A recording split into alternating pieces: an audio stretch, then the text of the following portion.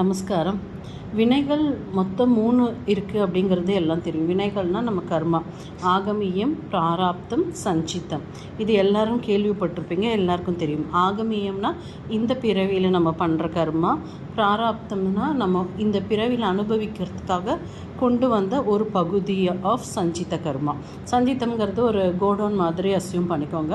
அதில் கர்மாக்கள் சேர்த்து வைக்கப்பட்டிருக்கும். அதுலேருந்து ஒரு சின்ன பீஸ் தான் கொண்டு வந்து ஒரு பிறவியிலையும் அனுபவிப்போம். ஆகமியம்ங்கிறது இந்த பிறவியில் நம்ம பண்ணிகிட்டே இருப்போம். எத்தனை பிறவி எடுத்தாலுமே இந்த ஆகமிய கர்மா பண்ணாமல் நம்மளால் இருக்க முடியாது. ஏன்னா ஏதோ ஒன்று பண்ணுவோம். ஒரு வீடு கட்டுறதுக்கு மண்ணை தோண்டினா கூட 4 பூச்சி அங்கே செத்து போகும். ஸோ அது ஒரு கர்மா. அப்போ எப்போ தான் இந்த கர்மாலேருந்து நம்ம வெளியே வர முடியும்? மீண்டும் மீண்டும் பிறக்கிறது, சஞ்சிதத்துலேருந்து கொஞ்சம் கொண்டு வரது, அதை அனுபவிக்கிறது, அப்புறம் இந்த ஜென்மத்தில் ஏதோ ஒன்று யாரையோ திட்டுறோம், ஏதோ பண்ணுறோம், இங்கே கொஞ்சம் சேரும். அப்போ இதுக்கு ஒரு எண்டே கிடையாதா? எப்படி இந்த சைக்கிள் பிரேக் ஆகும் அப்படின்னா, அங்கே தான் நமக்கு உதவுறதுக்கு குரு வராரு. குரு அவரோட கண்களால் அந்த தீட்சை கொடுக்கும் பொழுது அந்த சஞ்சித கர்மாலேருந்து நம்ம முழுமையாக வெளிப்பட முடியுமா? அதுக்கு சக்கு தீட்சை அப்படின்னு ஒரு பேர் இருக்குது. திருநோக்கல் சஞ்சிதங்கள் அகற்றி அப்படின்னு ஒரு சொற்றொடரே இருக்குது.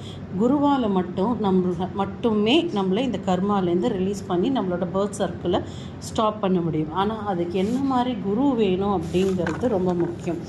எந்த குரு உண்மையான ஞானத்தை அடைஞ்சாரோ, எந்த குரு அந்த பேரின்ப நிலையை உணர்ந்தாரோ அந்த குருவால் மட்டும்தான் இதை நமக்கு கொடுக்க முடியும். ஆனால் அதை தேடி கண்டுபிடிச்சி பண்ணணும். அதுக்கு ஒரு நூலாசிரியர் ஒரு வழி சொல்கிறாரு. நமசிவாயாவோட விளக்கத்தை நம்ம நல்லா படித்து வச்சுக்கணுமா. அது நம்ம திருமந்திரத்தில் இருக்குது, திருவாசகம் எல்லாத்துலேயுமே இருக்குது. நமசிவாயத்தோட விளக்கத்தை அதை கேட்டு அதை நமக்கு உணர்கிற மாதிரி, புரிகிற மாதிரி இல்லை, உணர்கிற மாதிரி யாரால் நமக்கு எக்ஸ்பிளைன் பண்ண முடியுதோ அப்போது அவரை நம்ம குருவாக ஏற்றுக்கலாம். உணர்வு ஏன்னா புரியறதுங்கிறது வேறு. கொஞ்சம் அறிவு இருந்தால் புரிஞ்சிடும். இன்றைக்கி அந்த அறிவை வச்சுட்டு தான் நிறைய குருமார்கள் அந்த குருக்கான ஆடைகள் எல்லாம் அணிஞ்சிட்டு அந்த அறிவு கொஞ்சம் பேச்சாற்றல் இது ரெண்டுத்தையும் வச்சு அதில் கொஞ்சம் சயின்ஸையும் போட்டு மிக்ஸ் பண்ணி நம்மளுக்கு பயங்கரமாக கொடுக்குறாங்க. அதை பார்த்துட்டு எத்த தின்னா பித்தம் தெரியும். நம்ம ஓடிட்டுருக்கிற இந்த அவசர சூழ்நிலையில் எல்லாரும் அவங்க போய் காலில் விழுந்து ஏமாந்து நிற்கிறது தான் மிச்சமாக இருக்குது.